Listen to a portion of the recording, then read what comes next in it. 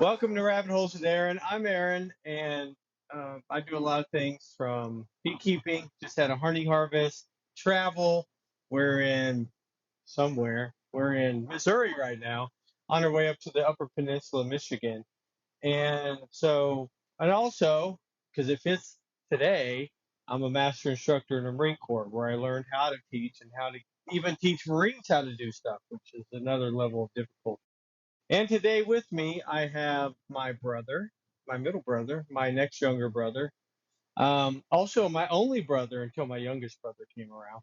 Um, but, and that was shortly after him. So it's been a long time since he was my only brother. But this is my brother and friend, Timothy Evans. And he does a lot of things too. And a smart guy, has a lot of experience. And there's Tim. Say hi, Tim. Hi, Tim. Hi, Aaron. Is there anything I missed about your introduction? Is there anything else you want to mention about yourself for my audience, for our No, audience? I don't. I think you did a wonderful job. He's also a traveler. I'm thinking of some other things. He's also owns land and is a homesteader of a sort and off the grid mostly.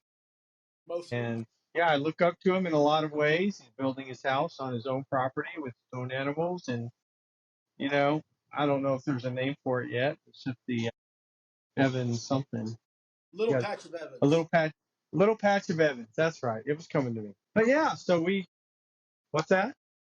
I was just going to say that if I can, I'll make a plug. We have a Facebook page, Little Patch of Evans, where if you would like to keep up with our homesteading adventures and the journals that my wife writes and stuff like that, then you could certainly join that Facebook page, and we'd love to have you. Awesome. Yeah, thank you for that.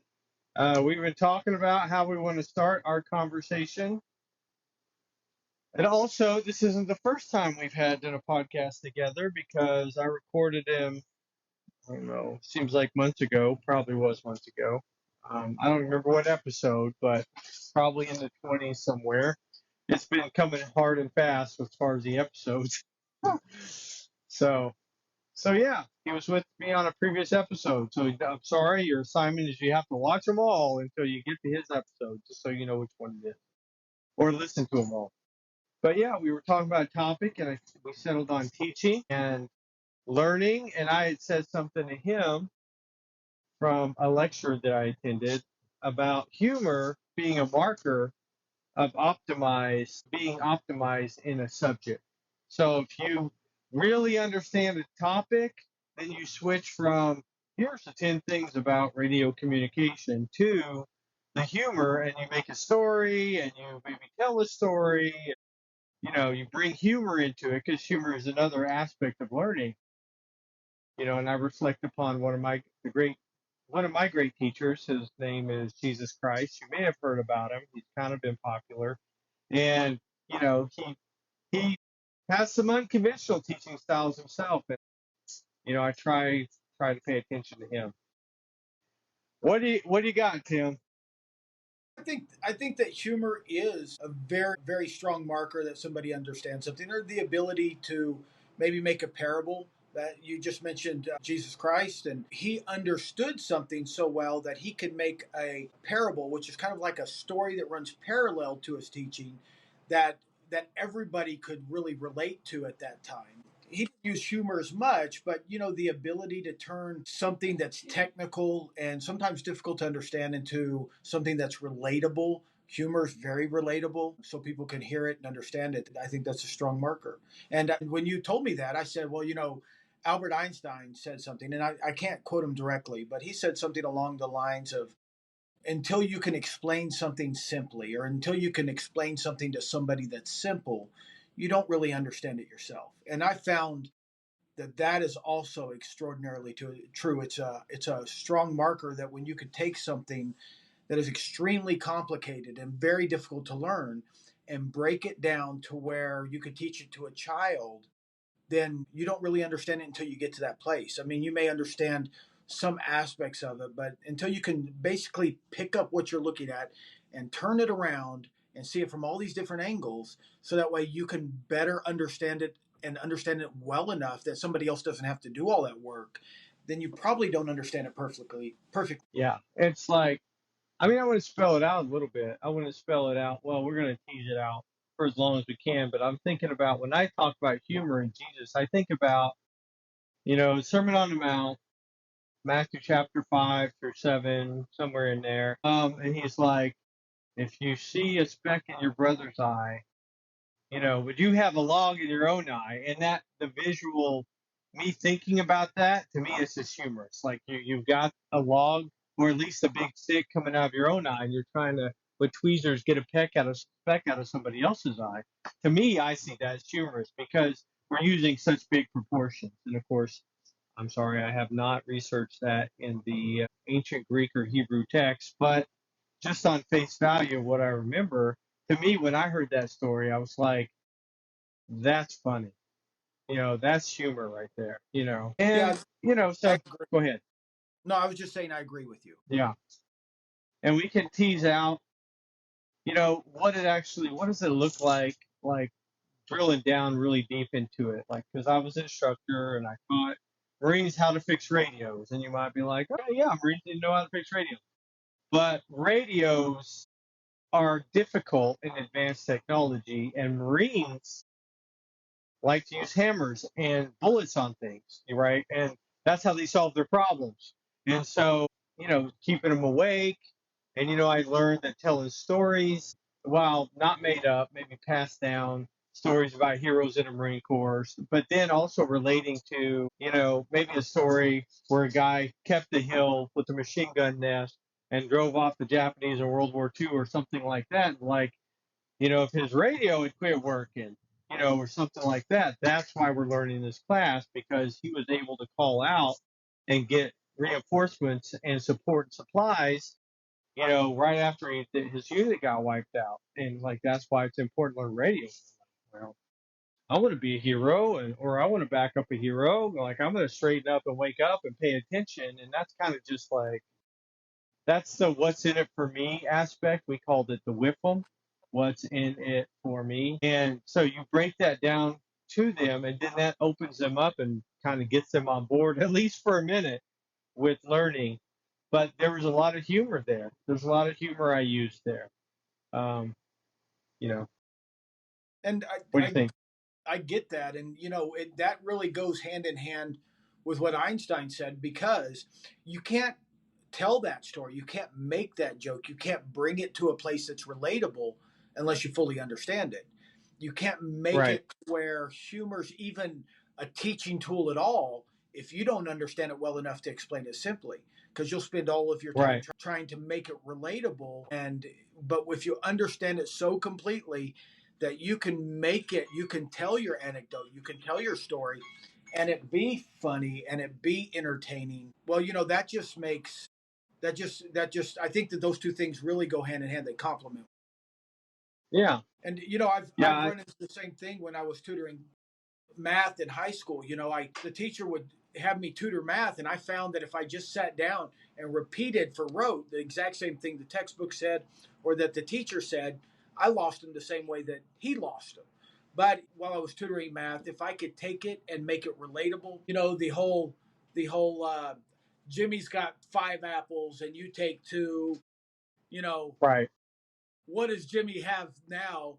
Well, Jimmy's got sore hands and 5 apples still because he took them back from you. And then people start laughing, and then you explain it in a more direct and accurate way, and you can make it humorous. You can explain it in a way that keeps their attention, and that's important because you can't teach anybody if they don't care what you have to say, if they can't understand what you have to say. The teaching is not a scientific thing; it's more of an art form. I like that. It's like a dance. Right. Of course, everything's like a dance, right? Conversation is like a dance. This podcast is like a dance. Me and Jill, we're always noticing new things that are kind of like a dance. You know, civilization is like a big dance. But anyway, and we can explore that rabbit hole perhaps in a minute. But I had this other rabbit hole on this teaching topic of like, I went to college. I got my undergraduate degree, and mostly that was online. A few in class classes with professors, and it was community college. So most professors there were actually trying to get you to learn it. and to teach you and expand your mind. It wasn't like a position where they get paid a lot and get a title. So they seem to be more serious in my experience. This is back in starting in the 90s and going into the early 2000s, my professors in community college. But now I've been to the big university and got my master's degree. And I can tell you that, like, without even trying, I was like 2 steps ahead of any not any professor, but most professors I encountered in my classes because, and why? And what super crazy hack do I have for this? Like, when they give you homework assignments, you read all the homework assignments, you do all the homework, and you come to class ready for to talk about it, and even take what you learned by reading that week to the next level. Because now I'm going to get somebody that knows something about it that can like bounce it against reality and tells me what in the textbook was right and what was kind of gray and what was wrong. But I come to class and the professor didn't even read the textbook. All they did is talk through some slides that talk about what I read to show up for class ready. And I'm one experience of a million, but it's like you probably heard what they say about professors, like those who can do it, and those who can't teach. It's controversial, but what do you think? I think unfortunately that is more true than it ought to be. We live in a society where the culture is that everybody's got to have a job, and everybody's got to have an income, and everybody's got to pay their bills, and so that puts people in positions in which they may have had an interest at one time, but they're not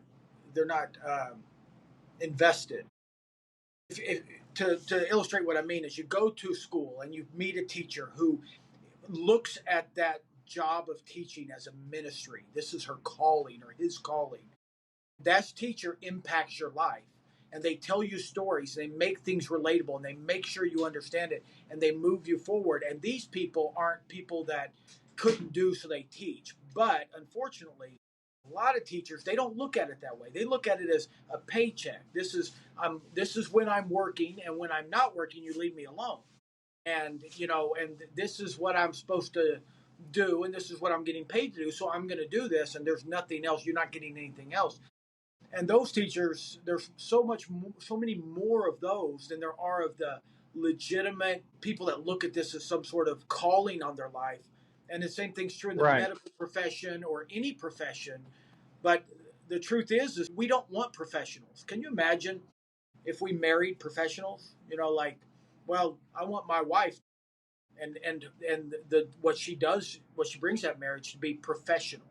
You don't want her to do that. You want her to right, love you. You want her to look at you as the second half of her, and you want to be that second half, for her. And so you people who go into marriage, they don't feel called or don't feel compelled, um, through whatever motivates them to be that second part, or that go into teaching, or they go into any really profession. If they're just professionals, then they're going to fail. They're not going to teach. But people who have a passion for it are going to learn it. They're going to understand it. They're going to be able to explain it simply. They're going to throw in stories and humor. And you mentioned Jesus Christ, the Messiah, and I agree. I think he had a true calling, a true passion for what he was telling people, where the Pharisees were professionals. Pharisees were just trying to control everybody, to do their job, to do whatever they needed to do to fit into the society where they wanted to fit in. But yeah, but the Messiah was not that way. And so I think that what you're saying is very accurate. I also find that the examples that you're using, they're very consistent with what you're saying. yeah. Well, thank you. Yeah, I mean, you want to be consistent in Well, the when I podcast world, but in real life. Go ahead. when I first went into the ministry, somebody recommended a book for me to read. It's called Brothers, We Are Not Professionals.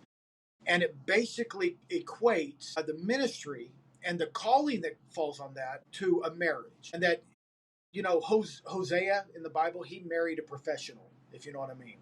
She was a prostitute. And it didn't work out so good. That marriage didn't do very good. And if we marry somebody like that, it's not going to work. And if we become that kind of person, we're not going to be very effective. But if we look at our ministry as being just that, a calling, like I'm called to be a father. Can you imagine if my kids were like, "Hey, Dad, I want you to take me to the zoo," and I was like, "Okay, well that'll be $20 each for just for me to take you, and then you have to cover gas, and I do expect to be fed while I'm there." And so, I'll Yeah. take you to the zoo, and we're only going to be there for 20 minutes. If you want to be there longer, it's going to be a $10 surcharge. And, if you Right. handle parenthood in a professional manner, then your kids are going to hate you and you're going to be a terrible parent. But if you do it because you love them, because you're invested, because it's your calling, then you're gonna excel at being a parent, even in all the ways that you mess up.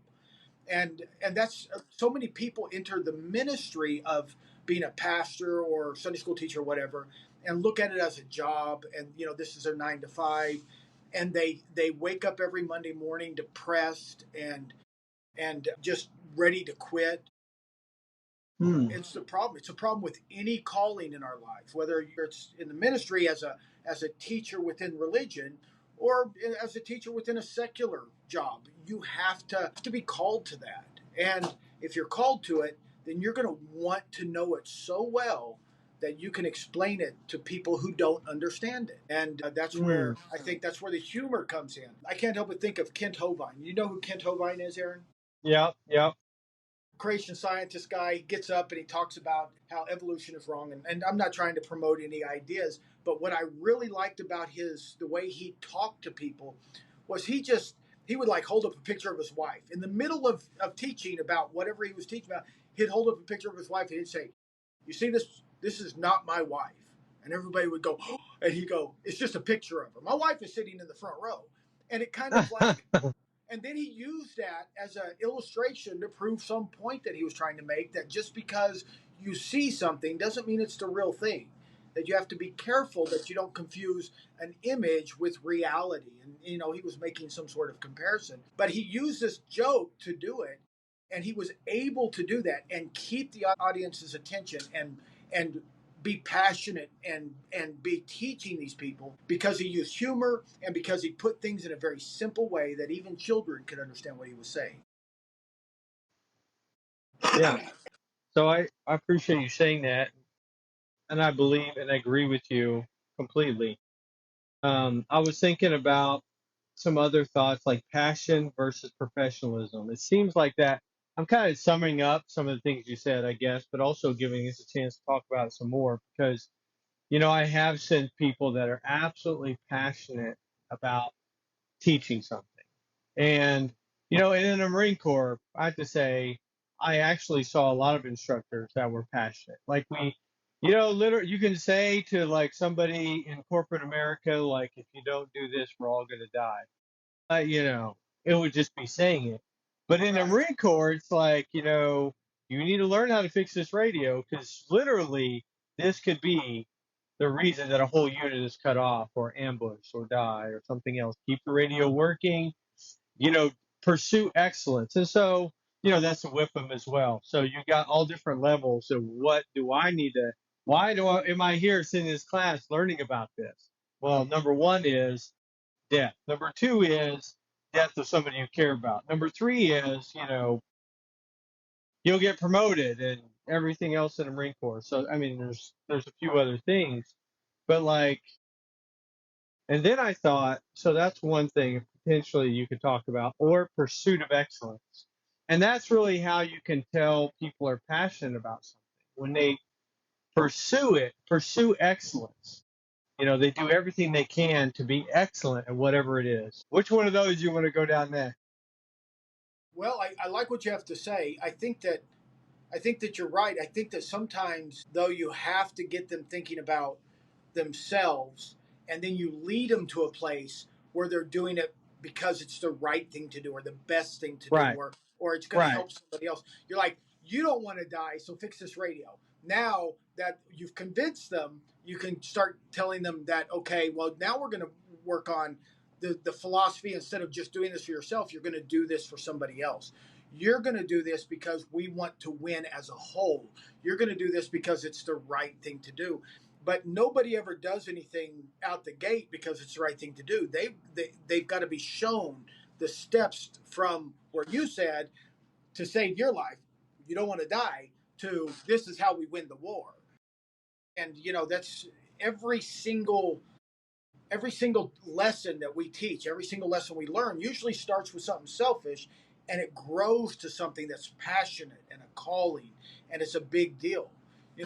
Even fatherhood starts out that way. You have a kid, you're like, "Oh, I'm a dad. Look at me. I'm a dad. And happy Father's Day to me." And then one day you're like, "Well, your kids come up to you and say, 'I want to go skating.'" And you're like, "But I want to be home tonight."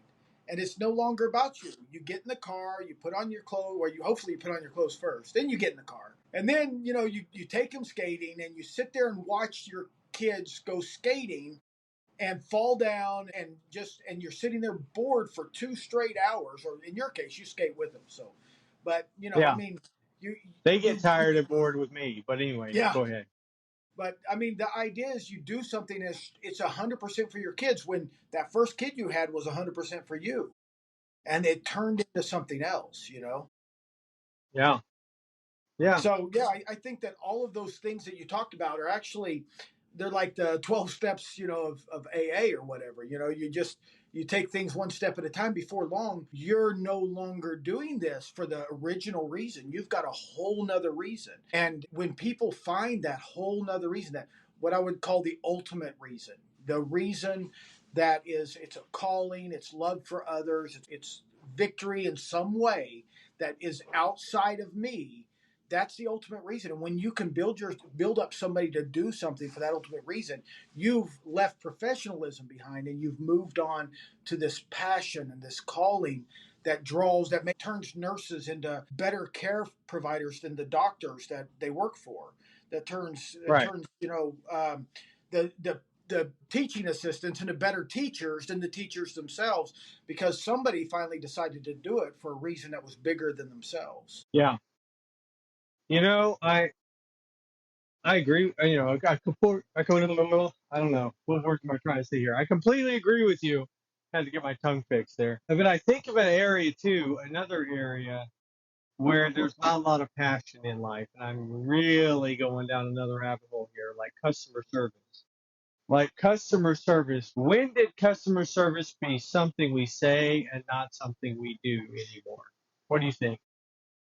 Well, I don't care what religion you look to. If you look to any religion that deals with love and getting people to that ultimate level in their life, you're going to find the word hospitality somewhere in there, or a version of it, whatever language that is spoken. And hospitality is really what you're talking about. Customer service is a word that we've attached to it in a professional way, but Mm, we're supposed to be hospitable to one another. That's the whole, most of the rules of etiquette deal with hospitality. If you go into, let's say, we've already mentioned the Bible, you go into the Old Testament to where the law is, which some of it seems kind of oppressive.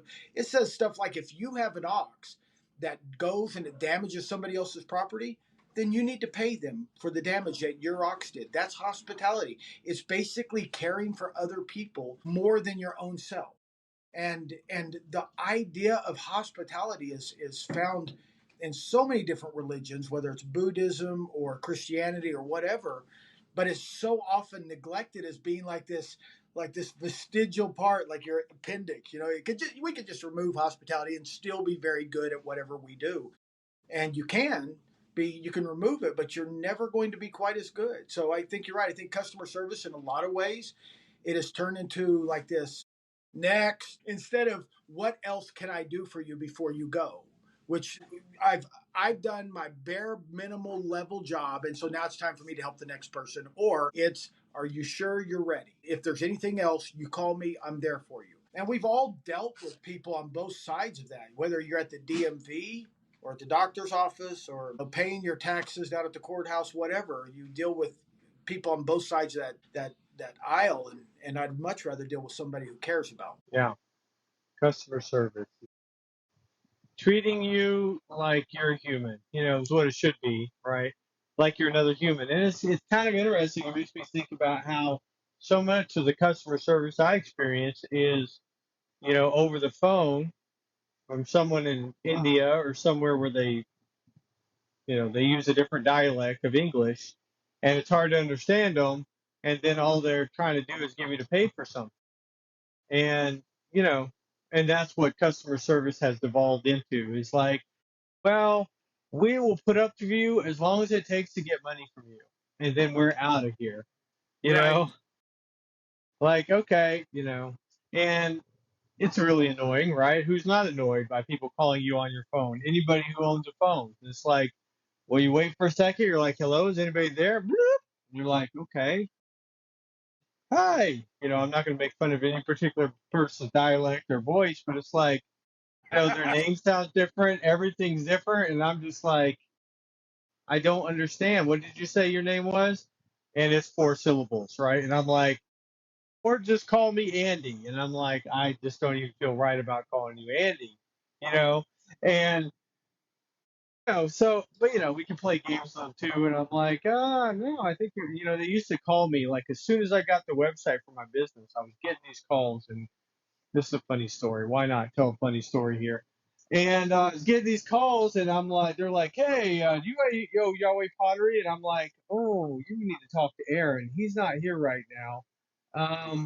He's not available, actually, 'cause, I don't want to be untruthful or deceptive. Maybe just a little deceptive, but not untruthful outright. So I'm like, yeah, he's not available right now, but I can take a message for him, and I'll make sure he gets it. And they're like, are you Aaron? Do you own the business? And I was like, he's not available. I'm sorry. And they're like, well, can we send you information? They don't even want to send me information. I'm like, yeah, send me an email. That's fine. I'm sure he'll check it out and let you know something. They did not even like thinking. I don't know who they're trying to get a hold of, but they're not trying to get a hold of anybody with the secretary because as soon as I started acting like my own secretary, well, it actually ended up working because they just gave up trying to call me.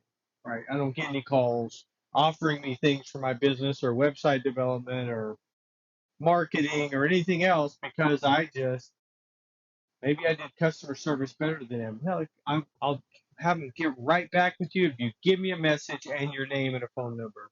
And of course, they're in another country with like maybe 14 digits in their phone number, which would give them away instantly because they're supposed to be kind of pretending that they're from America. But what do you think about that, Tim?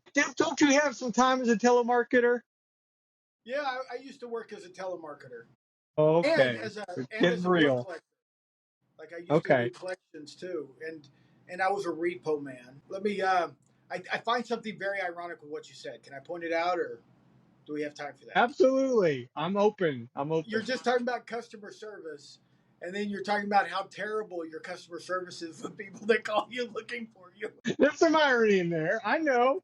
I'm using Well, humor. Look at yeah, that. it's Humor. It humor. means So I'm good at it.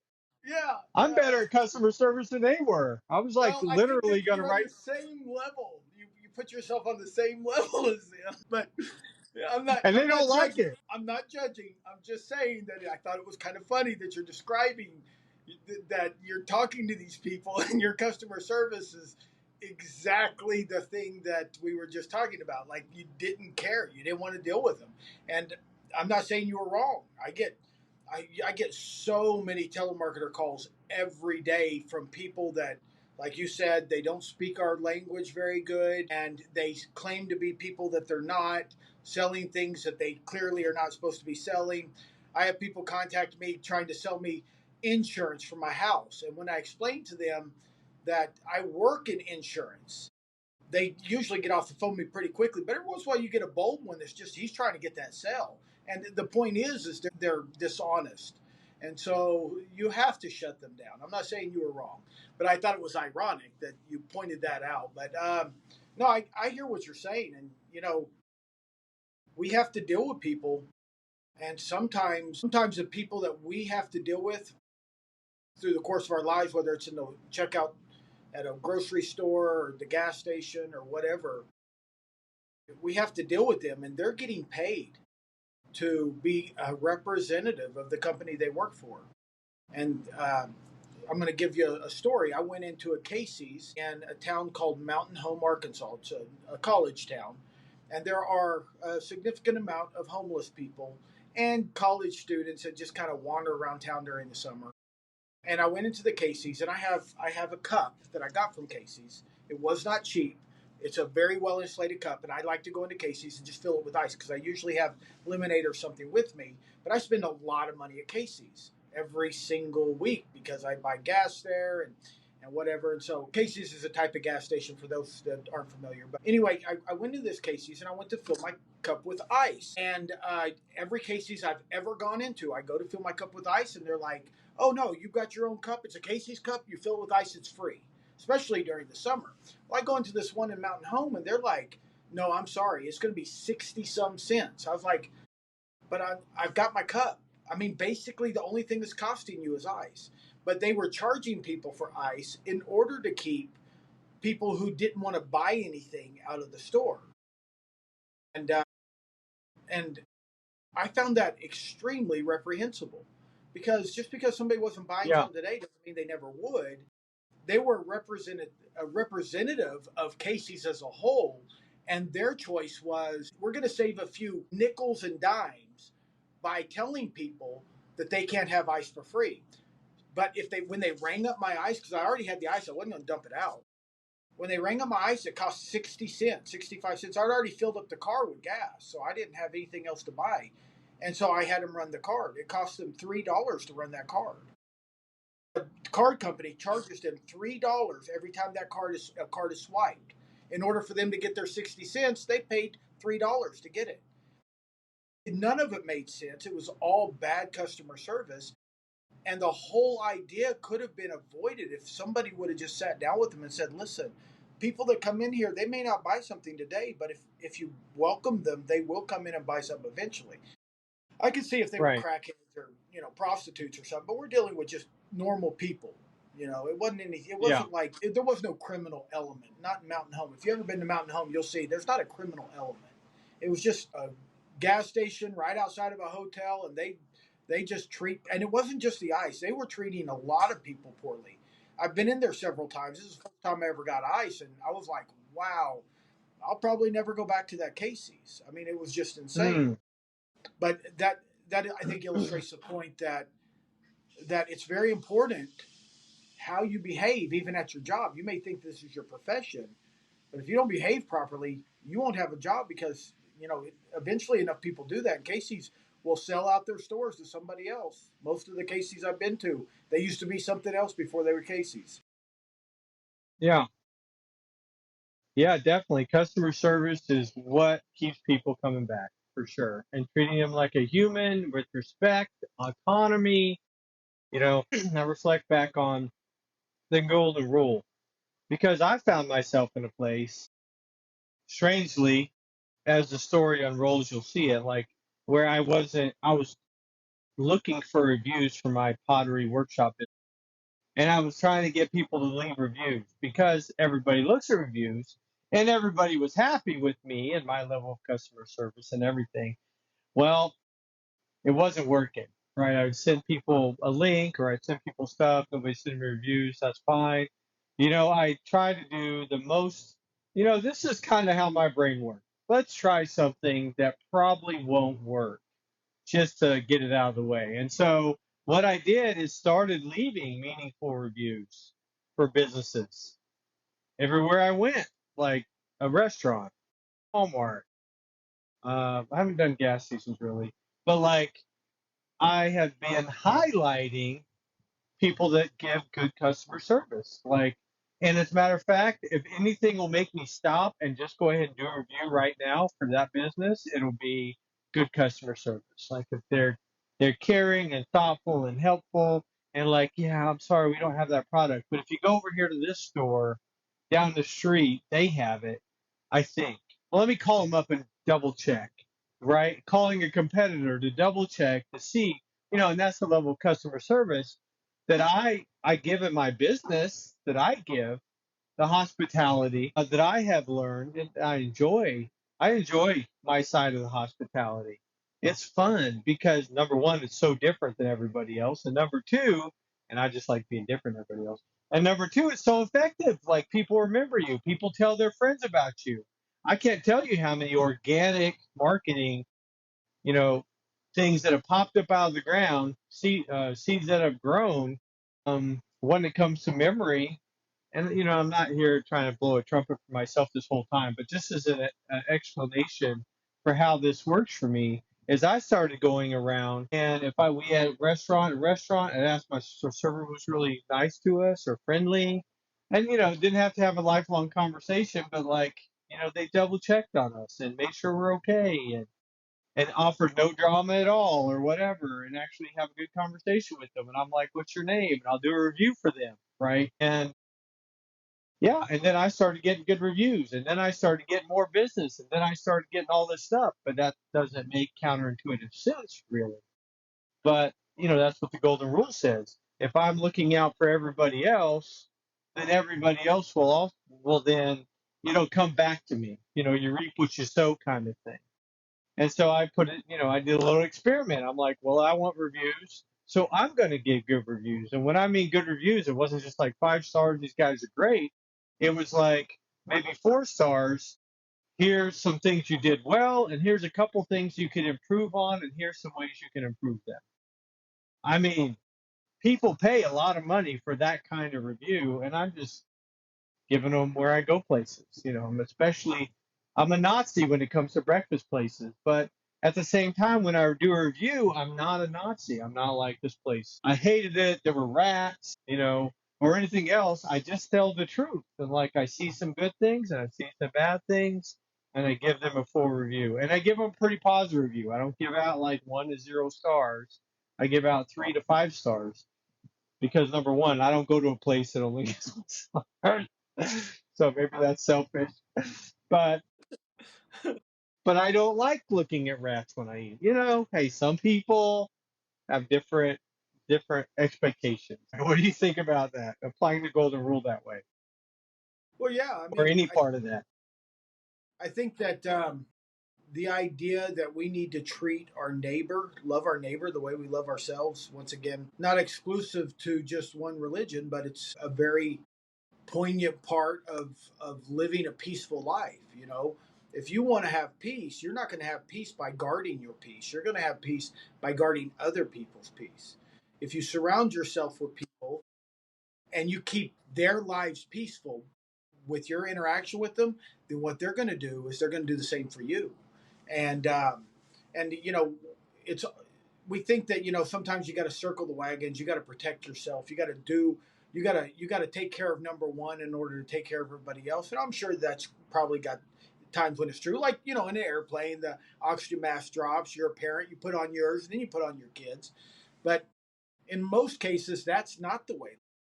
If you live your life like you've always got to get your oxygen mask on first, then you're going to ostracize yourself and you're going to rob yourself of any peace at any time, because you Yeah, will have nobody there to comfort you when you're sad or to celebrate with you when you've got victory. You're going to have nobody there that'll stand behind you and help you fight your fights.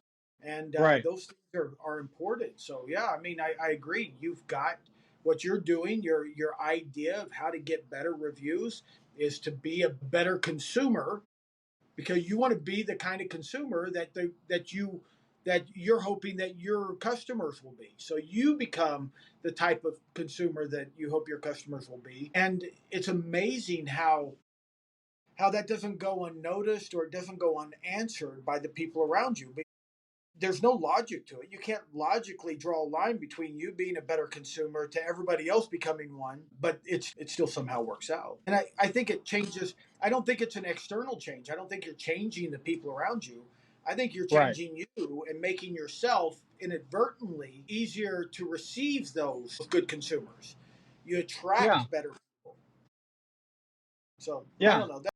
I think that I don't think it's magic or mystical or even karma. I don't necessarily buy into that, but I think that these little things that you're describing that you do, they they affect you more than anybody else, and they affect you in ways that everybody else can see.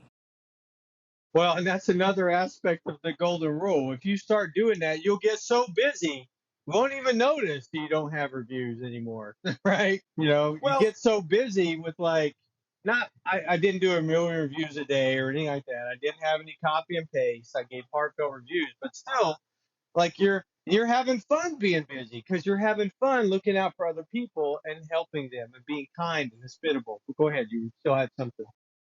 No, I was just saying that we could tie all of what you just said about leaving those reviews and doing unto others as you would have them do unto you into that teaching. Like, how do you become a better teacher? Well, you become a better teacher by changing who you are on the inside.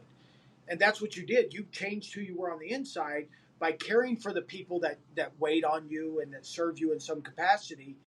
By loving them enough to do good, you've changed who you were on the inside, which makes you a better person.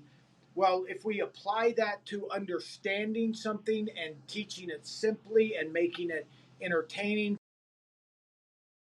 Thanks for listening to me and my brother Tim, episode 35. Please stay tuned. Come back next week for episode 36 for part two.